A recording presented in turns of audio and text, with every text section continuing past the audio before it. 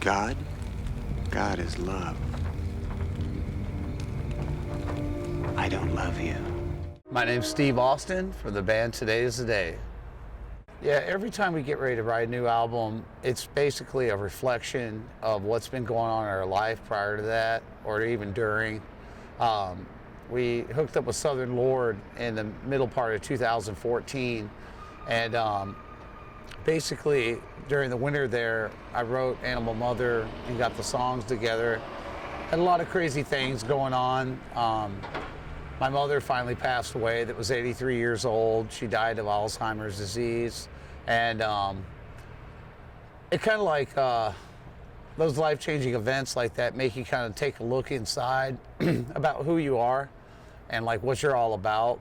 And for me, when I went to go back to writing music, I feel like I had to reach into like what the name of the band is all about. Today is the day, meaning that living for now, living and trying to cope with survival now. And so a lot of the songs are basically a lot of love, hate, introspection, because my mother and I had a pretty intense, mother-son relationship back and forth, where she loved me more than anything, but at the same time she also drove me crazy more than anything.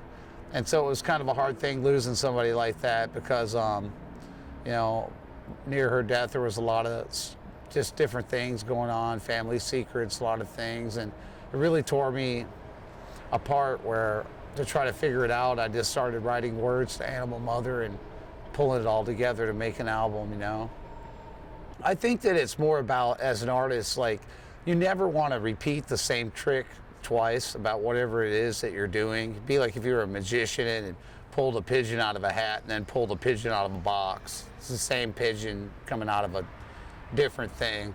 And so for me, every time we go about writing a new album, if it reminds me remotely of anything that we've done before, then we don't play it, because we want to play something brand new every time we write a riff, I think it's the way it works for everybody now, because it's not like playing in a band in the late 80s or early 90s where gas costs like $1 to run around. You didn't really have to worry about money and playing in a band. It was pretty much an easy thing to do. And now it's like people have smartphones, bills, electric, water, cable, everything, and they have their own lives. So whenever I hook up with different folks, we jam, work on music, record records, tour. And if people have other obligations they want to pursue, I'm not one to stand in the way, So on the upside, it does bring about some cool collaborative efforts with people, because therefore you get a chance to jam with people who can bring about things in your playing that you don't normally do, Well, I think it's all about the real. The very best Today is the Day show, for instance, that we can play is, to me, the absolute most real thing that you can do. Real meaning it's just natural, it just comes to you. It's just an expression of how you're feeling and what you're thinking. And so along that of being natural about it, you've got the ugly side of life, the beautiful moments of life, the hateful side of life, the loving side of life. And I try to keep all that stuff as absolute, true, and real as I can, so that the emotional expression comes across honest. It was a turning point, definitely, because the first 3 albums, I'm very proud of them, the ones that we did on Amphetamine Reptile, and that was the beginning of the band. And I think by the time that we got to Temple of the Morning Star, as a young kid, because I got signed when I was really, really young, I had kind of finally figured it out, I think, about the angle of what I was wanting to do. So when I did Temple of the Morning Star, that was the first, maybe a little bit more mature work of understanding like what you're doing and so forth. And that one always like hangs in the gallows of, being one of my favorite things, yeah.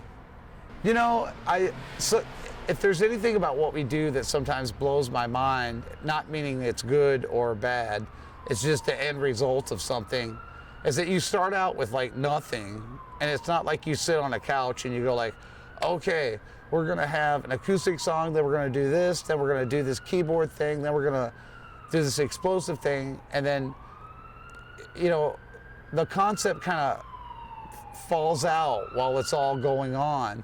And then the next thing you know, you look back after you've worked on it and you're like, wow, like, you know, there's a lot of musical diversity and stuff going on this record. And it's not forced, though. It's like something where I think by keeping our minds open, our options open, we're able to like make up things that when put together as a record can flow nicely. I'm proud of pretty much all of it. I mean, it's like looking at pictures of yourself when you were in high school or at different ages. I mean, you're you, and if you're true and honest to yourself, then you might do different variations of like what you do. But you know, I think you grow though as an artist if you keep your mind open. And I wouldn't imagine that I would be able to say this, but I honestly think the new one that we just did, Animal Mother, is a culmination of all those years of experience and playing and stuff. Has made like a record that I think I dig the most out of all of them. When I'm not playing in my band and when I'm not making records, writing songs, or practicing with my band or whatever, I work as an audio engineer, and that keeps me busy all the time. I just completed a score for a movie called Dynamite that's got Ivana Lynch from Harry Potter, some folks from Fargo in it. And you know, each one of those things that I take on, whether it be a film score, a video game audio for PlayStation or Xbox, those things are all challenges to do. It's like a new adventure, and as long as things are always interesting, then I want to keep pursuing them. Yeah, I mean, there's ones that like I feel like we should always play just because they're ones that I think hit home with people pretty deeply, and I enjoy playing them. But 300 songs later, you got to limit it. It can only be like so many songs, and we always say the set list is going to be shorter the next time, but then it always winds up being over an hour. So I'd say things were about as worse as it could get. Last year, a lady blew a yield sign and hit our van at 70 miles an hour and flipped us upside down, and we slid about 135 yards. And I thought I was going to be dead when the car came to a stop. It was such a freak thing just to happen all of a sudden. And you know, I broke my ribs in my left side and my back in the left, and slammed my knees and destroyed the dashboard with my knees. Cut open my arm pretty good. You know, it was a bunch of crazy stuff, but you know, a couple months of pain, a couple months of just trying to like deal with all the anger about it. But you know, after I got back to feeling better, then my head went back into mode of like, okay, I'm ready to go back to the attack. Yeah, we're going to be on tour through the end of May, headlining with Laser Wolf as main support. And then we go home for like 2 days, and then we take off to go to the UK to start a tour with Weed Eater at a festival called Temple Festival. And then we'll tour with them for about 3 weeks, and then we head off for a headlining tour for Today's Day for about another 9 to 11 days. And then finally around early July, I'll head back home to take off some time.